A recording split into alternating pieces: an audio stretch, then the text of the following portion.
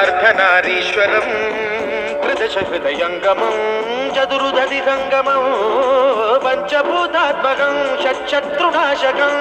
सप्तस्वरेश्वरम् अष्टसिद्धीश्वरम् नवरसमनोहरम् दशदिशासु विमलम् एकादशोज्ज्वलम् मेकनाथेश्वरम्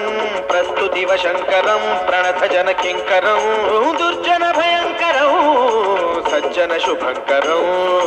प्राणिभवतारकम् प्रकृतिहितकारकम् भुवन भव्य भवनायकम् भाग्यात्मकम् रक्षकम् ईशं सुरेशं ऋषेशं परेशं नटेशं गौ